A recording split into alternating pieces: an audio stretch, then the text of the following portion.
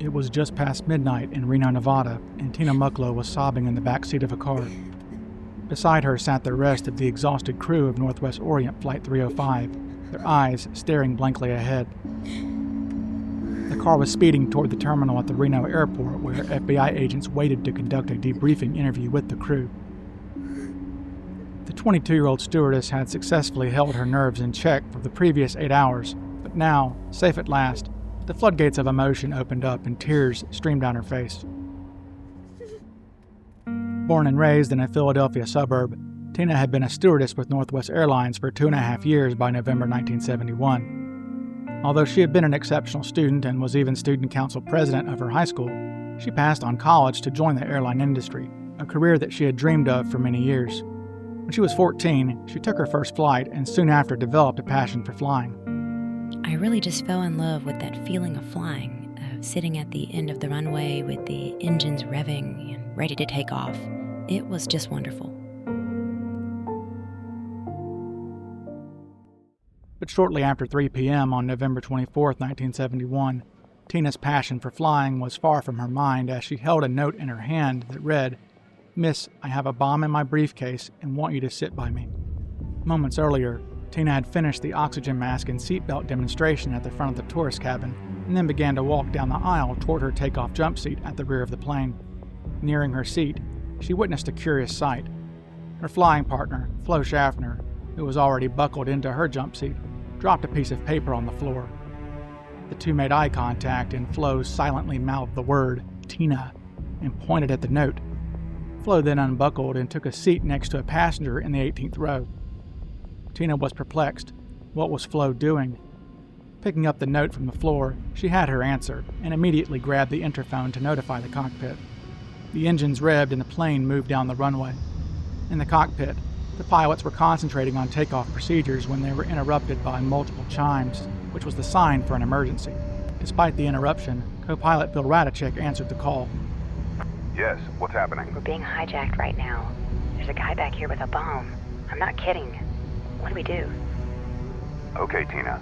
Just try to relax, find out what the man wants, and then we'll contact the company and they'll let us know how to proceed, okay? All right. Yes, sir. Tina then hung up the phone and knelt down in the aisle next to Flo, who was busy writing down the hijacker's demands. She asked if she could do anything to help, but Flo said no and hustled up the aisle toward the cockpit. Unsure of what to do, Tina simply sat down in her jump seat and stared down the aisle. The flight crew in the cockpit were keenly aware that a hijacking on one of their flights was a real possibility, as roughly 175 American aircraft had been hijacked since 1960. Nearly all of these hijackings had been committed with some sort of political agenda or by communists wanting free transportation to Cuba. So it did come as some surprise once they learned that their hijacker was not a political activist, but was an extortionist. What was even more surprising was that this man was not only an extortionist hijacker, but that he was asking for parachutes in addition to his cash ransom. In command of Flight 305 that day was Captain William Scott, 51 years old and a North Dakotan by birth.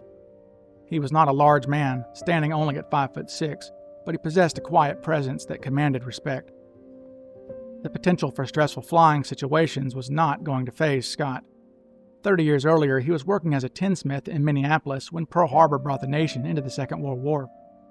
In April 1942, Scott enlisted in the Army Air Corps and would eventually earn his pilot wings. His service took him to the Pacific Theater, where he flew 62 missions in places like China and Indonesia. Following the war, he joined Northwest Airlines in 1946 and by 1971 was among the company's most senior pilots. Just weeks earlier, Scott had been invited to talk at his daughter's school about his lengthy career as an airline pilot. A student asked if he had ever been hijacked.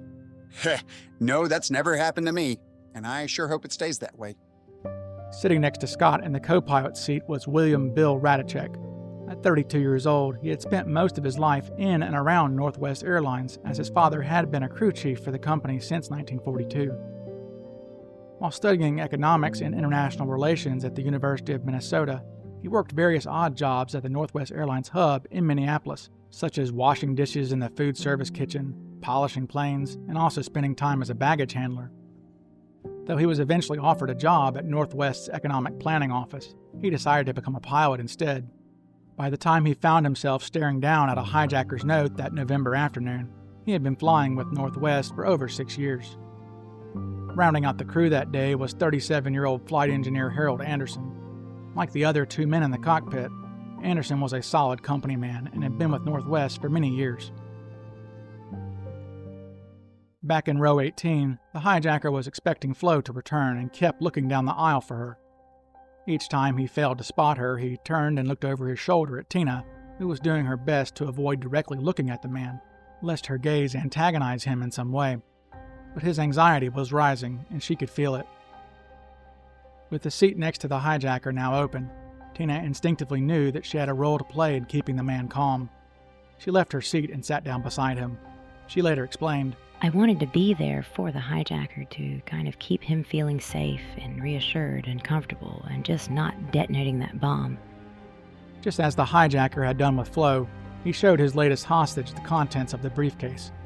Glancing down, Tina saw what looked like dynamite sticks, a large battery, and several wires. Miss, all I have to do is attach these 2 wires to this battery here, and we'll all be dead. Do you understand? Yes, sir. As the daughter of an electrician, she immediately recognized the complexity of its design, even noticing that certain wires had been stripped. Thoughts of massive depressurization then filled her head, and she began to think about what her role would be if the bomb went off. If a hole was blown in the side of the aircraft, the oxygen masks would fall, and she would need to assist the passengers in securing their masks. Then the dreadful reality of her predicament suddenly struck the young woman. She was sitting right next to the bomb. This imagined scenario where she provided aid to the passengers was just a delusion. She felt sick. The barf bag placed in the seat pocket in front of her came into focus. It looked enticing, but she refrained from grabbing it. Unable to run away, and with her sudden wave of nausea quickly subsiding, she decided to pray. She looked forward toward the cockpit. Seated ahead of her were nearly 3 dozen passengers, all blissfully unaware of the danger they were in. She prayed for them and their safety. Next, she prayed for her own family and for her 5 crewmates. As a natural empath, Tina's final prayers were for the hijacker himself. Without knowing his life history or what had brought him to that moment, she did her very best not to judge him for the crime he was committing against her and the others aboard the aircraft. With Captain Scott flying the plane, Radicek radioed Northwest Flight Operations at 3:13 p.m. and apprised them of the hijacking in progress. We advise that a passenger is hijacking the aircraft en route to Seattle. We've been handed a note by the stewardess requesting $200,000 in a knapsack by 5 p.m. in Seattle this afternoon. Also wants 2 backpack parachutes and 2 chest pack parachutes, and wants money in negotiable American currency. The denomination of the bills is not important. He has a bomb in his briefcase and will use it if anything is done to block his request. The call was received by Richard D. Pemberton, a Northwest flight dispatcher in Seattle. Pemberton immediately jumped into action, alerting Northwest headquarters in Minneapolis, the FBI, the Sheriff's Department, SeaTac Security, the SeaTac Control Tower, and Air Traffic Control. Because their hijacker didn't seem erratic, the crew wanted the assurances of Donald Nyrop, president of Northwest Airlines, that there would be no outside intervention from law enforcement once they landed in Seattle. If they needed any help, they'd call for it, but the crew argued that the safety of everyone aboard could be best ensured by simply cooperating with the man. Just give him what he wants and let the feds catch him later was their thought. Nyrop agreed and informed all local law enforcement, as well as the FBI, to stand down. By the time the crew finished conveying these ransom demands to their bosses, they were already approaching Seattle and should have been starting their descent soon. But the hijacker had made it clear that they couldn't land until all of his demands were on the ground at SeaTac. In compliance with this demand, the crew would have no choice but to maintain a holding pattern over Seattle until the arrival of those ransom items. But what about the passengers? They were expecting to be on the ground shortly. How would the crew explain the delay? Passengers, be advised that it looks like we're going to be delayed for a little while getting into Seattle. We've got a slight mechanical issue, nothing to be alarmed about. But we've got to burn off some fuel before we can land, so nothing to be alarmed about, and thank you for your patience. For the next 2 hours, the hijacker and his favorite hostage would remain in the last row, occupying seats 18D and 18E. From there, Tina would periodically get up and whisper messages to the cockpit through the rear interphone whenever the hijacker needed something relayed to the flight crew. Sporadically, the hijacker thought of extra demands that he wanted Tina to convey. Go ahead. He says to tell you that he wants the money in a circulated U.S. currency, and that a refueling truck has to meet us immediately, and that he'll only let the passengers go once he has the money and refueling is completed. Okay, we'll pass that along. How is he back there? Fine. You're doing great, Tina. The company's gonna handle everything. We're gonna be okay. You just keep doing what you're doing. Yes, sir. The man burned through Raleigh's cigarettes with efficiency, extinguishing one and then immediately lighting up another. With his right hand stuck in the briefcase, Tina was forced to light most of his cigarettes for him. Circling endlessly over Seattle, Tina and the hijacker passed the time by engaging in small talk. The two briefly discussed smoking habits, and she informed the chain-smoking hijacker that she had recently quit. Despite learning this about his hostage, he nevertheless asked if she wanted one of his Raleighs. Well, that's smart of you to quit so young, but I bet you still want one, don't you? Yes, you are right about that. I could definitely take one right now. Thanks. And where are you from, miss? Well, I'm originally from Pennsylvania, just outside Philadelphia, but I'm currently living in Minneapolis. That's where Northwest is headquartered. Ah, Minnesota's fine country. Yeah, it's okay, but it gets really cold up there, though. I'm not sure I'll ever get used to it. But I'm not really there too much. We're always in different places with my job. Actually, we're supposed to go to Miami tomorrow, so that'll be nice. During these conversations, she occasionally tried to pry personal information from the mysterious stranger sitting to her right, but the hijacker was wise to her investigative queries. So, where are you from? Do you have any family? All right, knock it off. Rebuffed by the hijacker, Tina looked for something else to talk about.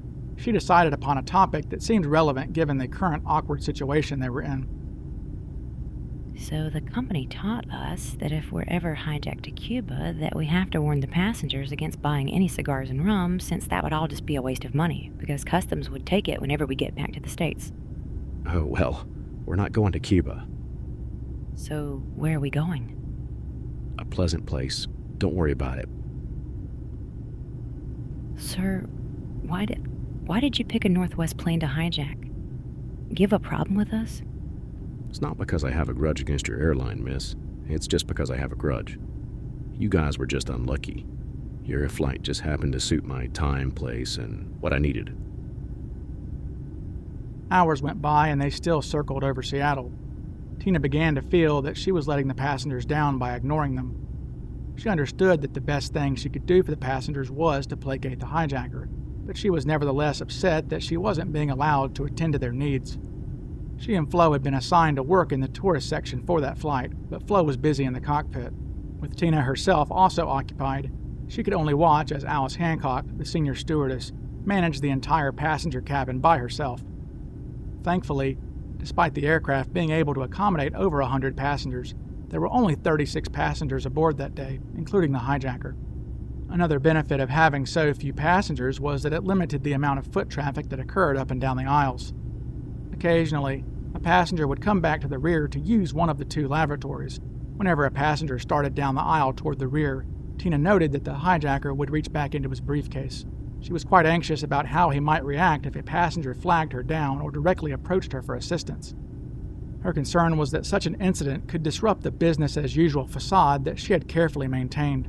Introducing any unpredictable elements into this delicate situation had to be avoided at all costs. Fortunately, throughout the entire 3-hour flight, only once did Tina have to deal with a passenger directly approaching her and the hijacker. It was well into their holding pattern over Seattle when she noticed a passenger in a cowboy hat walking down the aisle in her direction. It was soon evident that he wasn't heading to the lavatory, but had her as his target. She sprang from her seat and intercepted him around row 14. Hi there. What can I do for you? Miss, do you have any sports magazines on this plane, like a Sports Illustrated or something? Yeah, let me look and see what we have. That magazine you guys have is nothing but a bunch of advertisements and an article about cross-country skiing. The magazines were stored in a cubbyhole directly above and behind the hijacker's head, so the passenger's request put her in a precarious spot. The man followed her back and took up an awkward position in the aisle just an arm's length away from the hijacker. Fortunately, the man never seemed to notice the hijacker and instead focused his attention solely on Tina, complaining about the flight delay as she searched. My family and I have been on this plane for about 6 hours now, ever since we got on at Great Falls. And what even is this mechanical difficulty anyway? We've been circling over Seattle like a bunch of idiots for hours now, and I don't even like flying to begin with. Yes, sir, I understand. Am I gonna have to jump off this damn plane to get off of it? Hey, go back to your Sir, the seat. pilots have said that we'll be landing very soon, I assure you of that. And I only see a New Yorker magazine. I don't see any sports magazines. Will that be okay? Yeah, okay, I guess that'll do the trick. Thank you. Okay, great. This interaction had indeed upset the hijacker. When Tina returned to her seat, he leaned over and said, If that was a sky marshal, we're not going to have any more of that, all right? Sir, I promise you that we don't have any sky marshals on this flight. Well, fine, but something just doesn't feel right. This is all taking way too long. Believing that the crew should be informed of the hijacker's mood swing, she decided to report the incident to the cockpit. Up front, the flight crew received the call and didn't like the sound of it. The passengers were a variable that they just couldn't account for. What if one of them got too close to the hijacker? Radicek had seen a few passengers come aboard in Montana who looked like tough guys. A couple of them were even wearing cowboy hats. Montanans were independent types, and Radicek was afraid that if they were somehow made aware of the hijacking, that they might not pass on the chance to be a hero. He thought this might be especially true if the men had liquid courage pumping through their veins. Radicek could hear a passenger, perhaps more than one, through the cockpit door getting a little rowdy in first class. It had to be some of those Montana dudes, he thought. They had been on the plane the longest and already had their ample share of the free drinks that came with a first-class ticket. Being uncertain how much longer they'd be circling above Seattle, the decision was made to cancel drink service throughout the passenger cabin. Also, a phony announcement was made that there was turbulence in the area and that all passengers were to remain in their seats.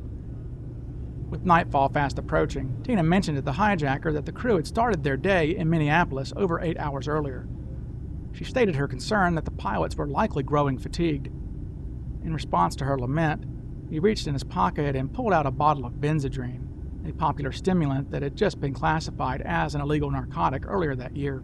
When the hijacker suggested that the pilots might want some of his pills, she told him that there was no way the pilots would accept that, and he simply put the drugs back in his pocket. He nevertheless told her to call the cockpit with a new demand. He wanted meals to be brought aboard for the crew once they landed. It was nearing 5 p.m., and as his deadline approached without a resolution, the hijacker's normally cool demeanor began to wear off. This is all taking way too long. Someone's messing around. Call up there and find out what's going on. Yes, sir.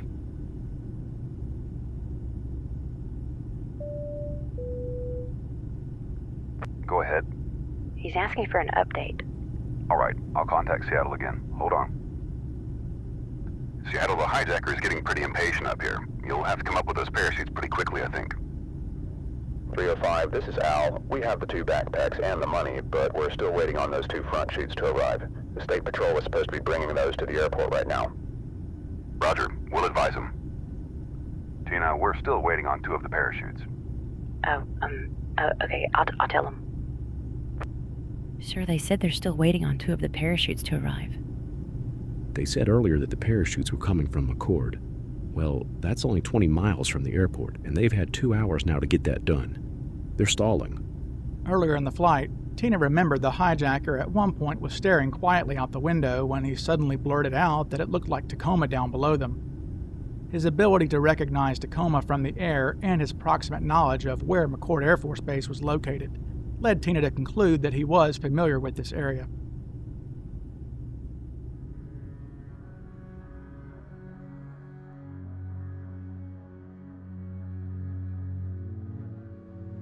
With the deadline lapsed, the man's mood changed, and Tina felt him growing slightly hostile. Though she had kept him calm until then, his mounting frustration was beginning to frighten her. Oh, this is just ridiculous. Someone down there is obviously stalling. Who do these people think I am?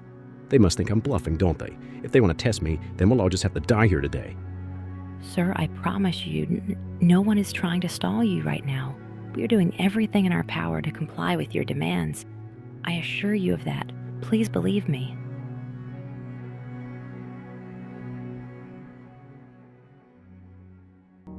Mercifully, this rising tension was diffused when Captain Scott called back a few minutes later and stated that the front chutes had arrived and that they were beginning their descent momentarily. The crew had been granted full authority by their superiors at Northwest to manage the hijacking as they saw fit. This meant that the crew would have to coordinate with Northwest employees and other airport officials at SeaTac to come up with a plan of action for how this hostage exchange was going to play out. Most importantly, they needed the ransom items, a fuel truck, and a portable stairs truck to meet them immediately once they parked. It was then decided that the ransom items would be brought to the plane by Al Lee, the chief pilot for Northwest in Seattle. The crew wanted Lee to park at a 10 or 11 o'clock position from the nose of the aircraft so they could see the exchange for themselves in the cockpit. They also told Lee to make sure he wasn't wearing his pilot's uniform, lest the hijacker think he was a police officer. Lee responded that he was only wearing a tan raincoat and some slacks. 2 hours behind schedule, Flight 305 finally touched down in Seattle at 5:40 p.m. The hijacker had originally demanded that they were to park in a well-lit area so he could see what was going on, but the crew soon realized that parking at the gate was not an option. As they taxied and attempted to find a location to park at the terminal, Radicek looked over and could see hundreds of people in the concourse pressed up against the glass trying to catch a glimpse of the hijacked flight. Along with a horde of curious onlookers, Radicek noticed news cameras pointed in their direction from inside the terminal. Parking at the gate would simply be impractical. The hijacker likely wouldn't be comfortable being so near a crowd. Plus, there was the matter of safety. If they parked near the gate and the bomb went off, it might take out a bite of the concourse. Yes, sir. Will you ask this guy if he minds if we park on an isolated runway? It looks like there's a whole mob of people at the terminal, and I'm thinking that's just going to make him more uneasy with all that commotion around. Yes, sir. I'll ask. Sir, that's the captain there. He's saying that there's a whole lot of people at the terminal and a lot of commotion going on there. He's thinking you'll be more comfortable if we go park on a more isolated runway. Yeah, sure, that's fine. But I better not see any blinking lights or police officers around. Just no funny stuff. All right? As Flight 305 taxied toward a secluded spot at the end of the runway, the flight crew could see that the car with the ransom items, a fuel truck, and a stairs truck were dutifully waiting for them, just as they had requested. Though it initially looked as if things were going to go smoothly, some funny stuff was soon to occur that would put everyone still aboard the aircraft in serious danger.